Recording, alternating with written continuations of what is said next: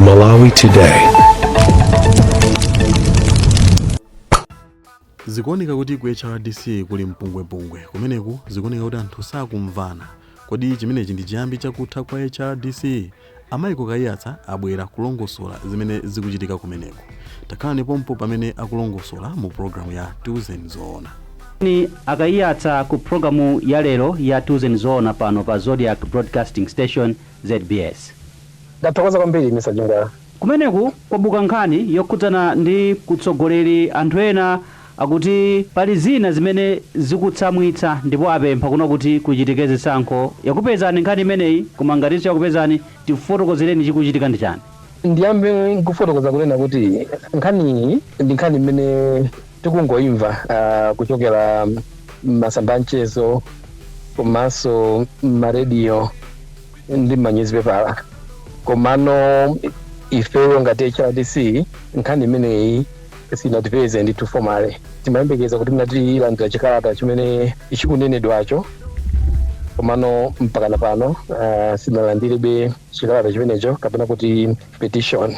Tikungomva zoti pali petition ndipo kuti tapasidwa ultimatum kuti titanise msonkhano waukulu wa bungwe. Komano petition yo mpaka lero sinatipeze. Mwatsekulayi ndi Zodiac Broadcasting Station ZBS.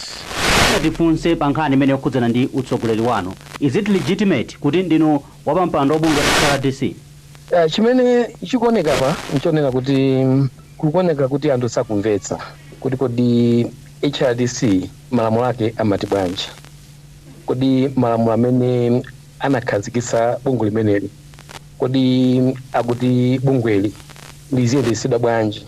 So mukamva zimene anthu akunena masamba mchezo komanso ma media platforms zosiyanasiyana kunena kuti ifeyo sife atsogoleri oyenerera chifukwa chakuti sitinayitanitse msonkhano waukulu wa pachaka wa bungwe annual general meeting. Zimene zikutanthauza kuti utsogoleri wathu ndikuti ndosavomerezeka komanso utsogoleri umene unali mbuyomu wa Keti Trapenzi amene adatenga utsogoleri kuchokera kwa Timothy Tambo ndikuti nawonso utsogoleri wawo unalosavomerezeka. Izi zimene akunena koma ndiwauza Malawi kunena kuti palibe choona chilichonse pa zimene zikunenedwazi. Zimenezi zikunenedwa chifukwa chakuti akunenawo sakudziwa kuti kodi malamulo athu oyendesera bungwe lathu la HRDC amati chani. Malamulo mukunena Akayatsa kodi ndi ati ndipo malamulo amati chani? Ndiwafotokozera Malawi kunena kuti bungwe la HRDC linakhazikitsidwa mu chaka cha 2017 komano kulembesedwa mkaundula tinalembesedwa mu chaka cha 2019 pansi pa lamulo la Companies Act, lamulo limene limayendetsa makampani. Now mukang'ana malamulo amene wa Companies Act akufotokoza bwino chimene chikuyenera kuchitika. Mwachidule Companies Act ikupereka mphamvu yoyendesera bungwe kuma directors. Bungwe limeneli linakhazikitsidwa 2017 pambuyo pakupangitsa maphunziro komanso msonkhano wa anthu amene amamenyera maufulu. Msonkhano umenewu kunabweranso atolankhani, kunabweranso ngakhale ma development partners. Unali msonkhano waukulu ndithu umene adachita support ndi anzathu a UNDP. Amene anayitanitsa msonkhano umenewu ndi mabungwe atatu. Ndikuti CHRR kumene pakali pano ndine executive director, anzathu a CEDEP, Center for Development of People, komanso a Malawi Law Society. Mabungwe atatu amenewa ndi amene anayitanitsa msonkhano. Ku msonkhanoku tidakambirana za mavuto amene anali Malawi muno nthawi imeneja okhudzana ndi anthu omenyerera anzawo maufulu. Panali zambiri zimene zinakambidwa. Pakutha pa zonsezo padapangidwa chiganizo chonena kuti ikhazikitse bungwe lomwe cholinga chake chikhale choteteza maufulu anthu omenyera maufulu anzawo. Maganizo amene anabwera kuona mavuto amene anthu omenyera maufulu anzawo amakumana nawo. nkhanza zimene amakumana nazo, zopsezo zosiyanasiyana zimene amakumana nazo. Koma ngakhale zonsezi zinali chomwecho, panalibe bungwe loyima palokha lomwe limayang'ana maufulu anthu omenyera maufulu anzawo amene pachizungu timati ma human rights defenders. Ndiye chiganizo chimene chinapangidwa mchilungo chokuti tikonze gapu imeneyi, tikhale ndi platform kapena kuti bungwe lomwe cholinga chake chikhale choteteza maufulu anthu omenyera maufulu anzawo. Komano mwina akayiyatsa zikuoneka kuti papita zaka ndithu chikhazikitsireni bungwe limene 2017 kufikira pano. Koma nkhani yaikulu komanso nkhawa za amene akutsutsa utsogoleri wanu ndi yakuti mautsogoleriwa mukungopatsana, simukuchita zisankho kumeneku. Ndi chifukwa chani papita zaka zambiri ku HRDC kusakuchitika zisankho? Ndimene constitution yathu inapangidwira komanso ikunenera. Maganizo amenewa akuti pachitike AGM ndi maganizo amene sali mu constitution mwathu. Si maganizo amene akugwirizana ndi constitution yathu. Constitution yathu sikugamba za AGM. Chimene constitution yapanga ndi kupereka mphamvu kwa ma directors, kuti ma directors ndi amene akhale ndi mphamvu yoyendetsa chinthu chimenechi. Chimene malamulo akunena nchonena kuti ma directors akasankhidwa akuyenera kuti asankhe munthu amene akhalewa pa mpando kapena kuti chairperson, komanso asankhe amene ali wachiwiri. Sakunena malamulo athu kuti pakichitike AGM. Ayi, malamulo athu akutengera modo imene timayitcha kuti governance model, yomwe mphamvu zake zimakhala kuma directors osati kuma membership yayi. Chifukwa malamulo oyendetsera mabungwe alipo magawo awiri. Pali gawo loyamba limene amayilitcha kuti membership based model. Membership based model ndiye kuti bungwe limayendetsedwa ndi mamembala akewo, limayendetsedwa ndi anthu. Mphamvu za bungwelo zimakhala kwa mamembala. Ndiye mu model imeneyi mumakhala component ya AGM, msonkhano waukulu wapachaka. Mabungwe amene agwiritsa ntchito model imeneyi chaka chilichonse amayenera kuti apanga organize msonkhano waukulu wapachaka kuti sankhe anthu maudindo komanso ngakhale kulandira malipoti osiyanasiyana kuphatikizapo ngakhale nkhani zachuma. Koma model imene tikutsatira pansi pa lamulo komanso constitution imene inakhazikitsidwa ndi Companies Act imene ikutsogolera HRDC, model yathu si ya membership based model. Ngakhale kuti ili ndi mamembala, koma mamembala alibe mphamvu zidapatsidwa ndi ma directors, ndi amene ali ndi mphamvu zopanga ziganizo komanso ngakhale kusankha anthu maudindo. Mwatsekulayi ndi Zodiac Broadcasting Station, ZBS. Komano titero kuti ma directors amenewa ndi amene akupatsani inu mphamvu, amene akunena kuti utsogoleri wanu siwoyenera. Si abungwe omwemo sakudziwa kuti ma directors alipo? Ma directors alipo. Tili ndi board of directors kumene ineyo ndi anthu ena takhalako ndithu kwa nthawi yayitali. Onsewo amene tikunena kuti akhala pa chairperson ambuyo mu ulendo wa mtambo trapenzi anasankhidwa kudzera ku board. Ku board mumakhala ndithu kumapanga ziganizo. Ntchito yambirira board ikasankhidwa imakhala kuti asankhe chairperson, and imakhala process imene imakhala democratic. Kumavota ndithu kuti ayi ifeyo tikufuna uyu, ayi tikufuna uyu. At the end of the day amene wapeza kuti ali ndi mawoto ochuluka ndi amene amapezeka kuti wapatsidwa mpando umenewo. Komanso zimatheka kuti anthu onse mbodi muja kuvomekeza unanimously kuti ayi uyoyo ndi amene akhale chairperson.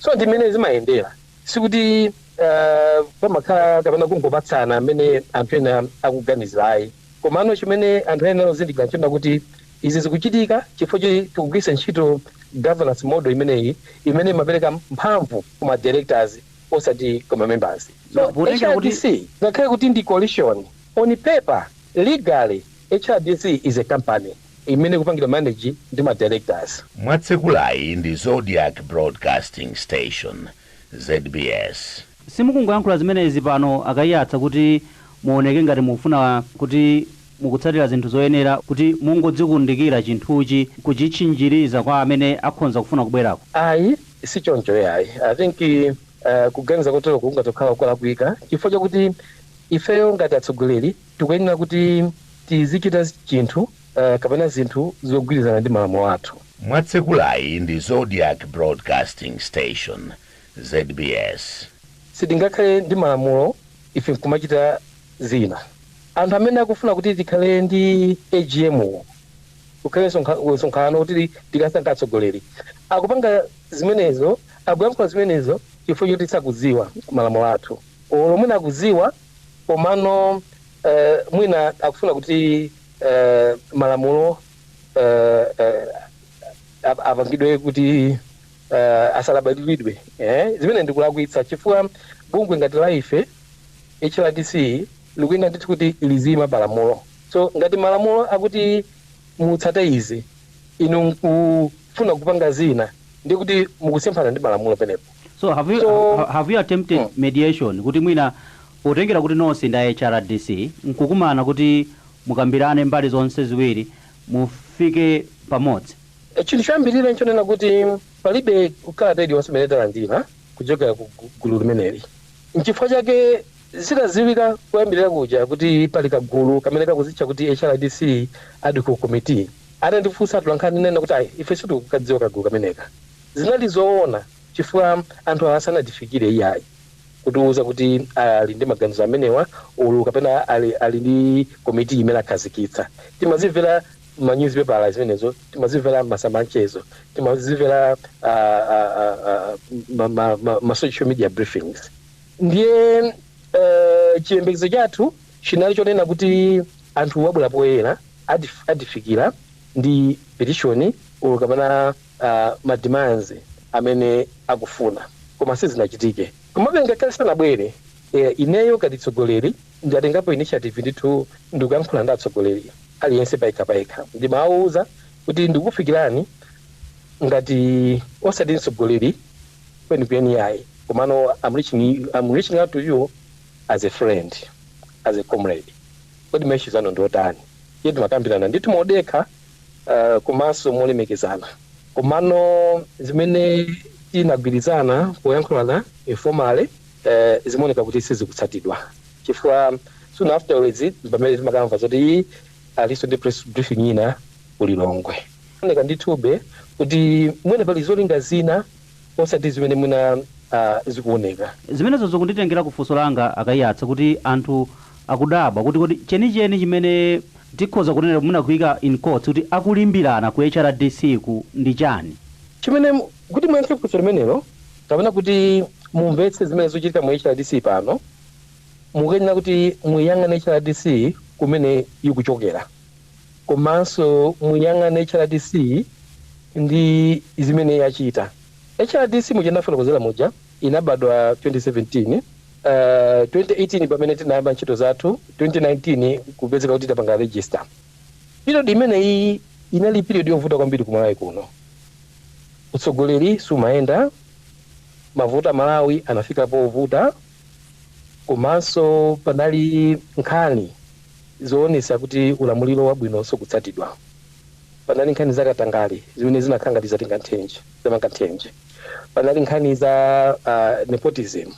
Panali nkhani za kuphwanya maufulu a anthu kumamangidwa kuphatiza pangakhala inu atwangani opanda zifukwa zomveka bwino.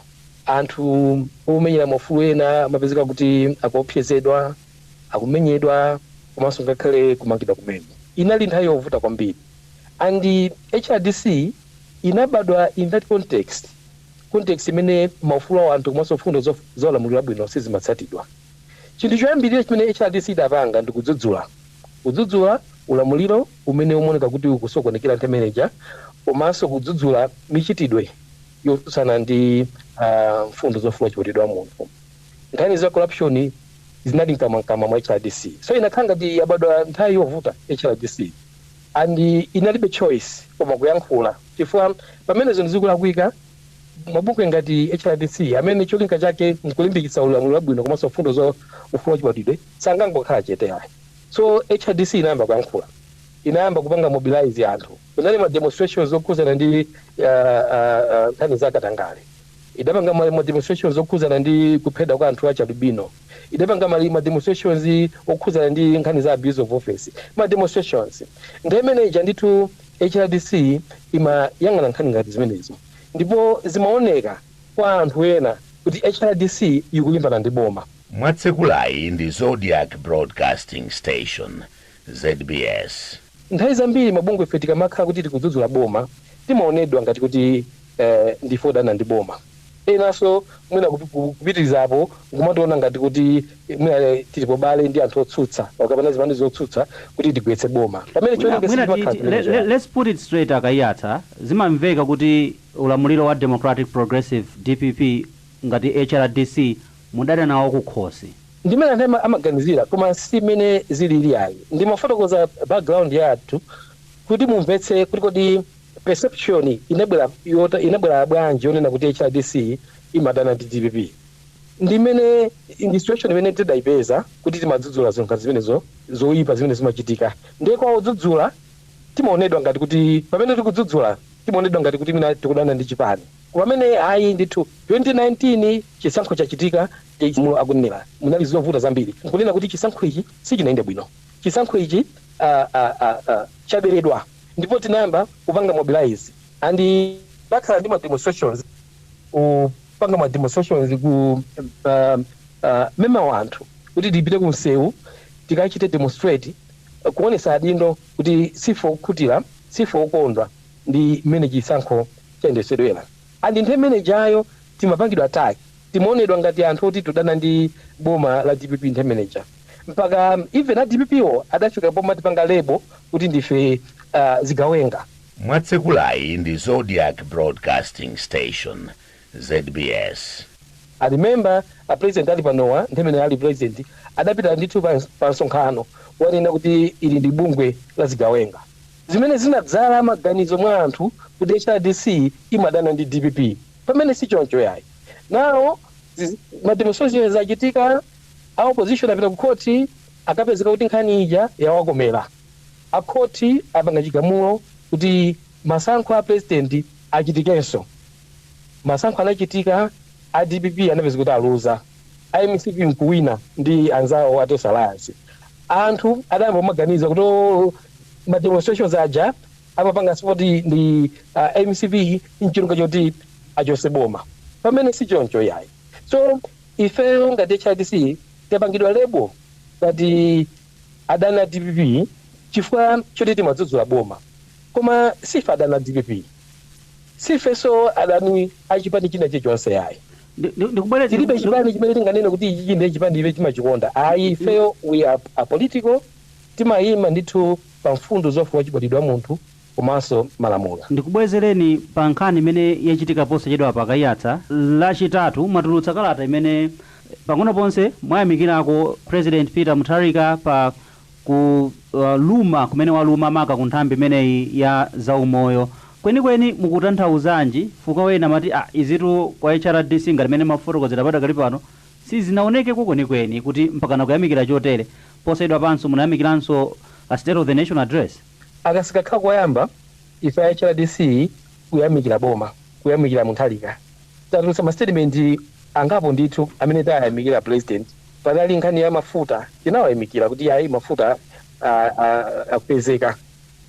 Tinayamikiraso nkhani za magesi sakuvuta ngati kale. Nkhani ya CTF itapita ku parliament ndikadutsa kenako kupita kwa president tidawayamikira president kuna kuti achita bwino sanasayinire bill manager. Tinawayamikira ndithu pali zinthu zambiri zimene tayamikirapo, komano ifeyo ngati bungwe we are not in the business of praising. Ntchito yathu ndikuona kuti kodi zinthu zikuyenda bwanji. Ngati zikuyenda bwino tiyamikire, koma ngati sizikuyenda bwino tisakhale chete koma tidzudzule ndithu ka anthu atichani, koma ntchito yathu ndimeneyo. So ndimangofuna ndikonze pamene popo ndi afotokozera Malawi kuti ifeyo ndithu HRDC now kubwera ku nkhani imene mwandifunsa nkhani iyi ndi nkhani yofunika kwambiri andi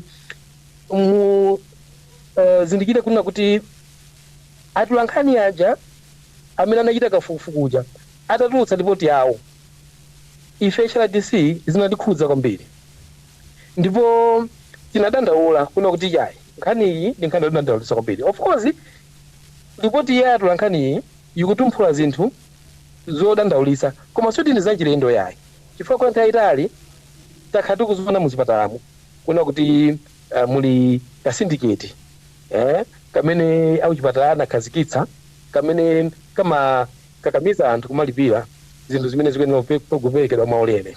So we are aware and ripoti itatuluka yatula nkhani tinayamikira kuti ya zakhala bwino kuti nkhani izi tsono zafika poterepa tsopano zafika pambalambanda adindo achitepo kanthu. A president atatulutsa directive ija kunena kuti wamba akhudzika ndi zimenezi komanso akufuna kuti zitheretu ndipo apereka lamulo kuti ntchito imenewu utheretu komanso lamulo kuti ogwira ntchito chipatala asamakhale ndi zipatala zawo za private komanso mafamasi.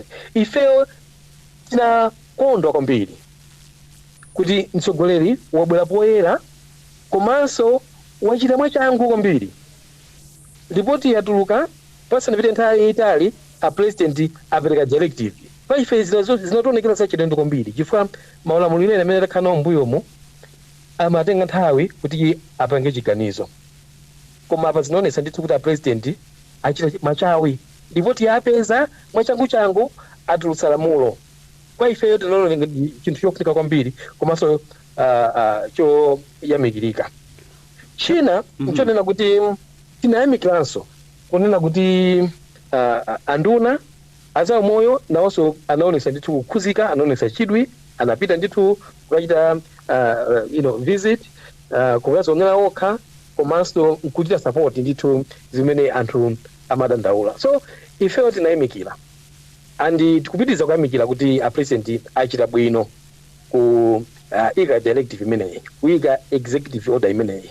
Tikukhulupirira ndithu kuti itatiyatsatidwa bwinobwino ndikupangidwa monitor bwinobwino ndithudi ingati kuthandizira kuti vuto limeneyi lichepe kapena licheretu chifukwa kunena zoona kachitidwe kamene ka milamizo pakati pathu muzipatala zathu ndikachitidwe kamene kakuphwanya maufulu a anthu makamaka ufulu oti alandire thandizo la mankhwala kuchipatala. Mwatsekulayi ndi Zodiac Broadcasting Station ZBS. Nthawi yathu ikuoneka kuti yathamanga kwambiri komabe nkhani yokhudzana ndi leadership crisis ena akuzolera kuti leadership wrangles kumeneku ku HRDC akuti kuti ite ndi nkhani yake yokuti muchititse AGM muchititse AGM kapena chitsogolero chake ndi chotani mukukhulupirira kuno kuti zimene zisizokoneza democratic principles kapena mfundo za democracy zimene HRDC imatsatira mutati simunatsatire zina ndi zina kapena kumana pamodzi kuti mumvane?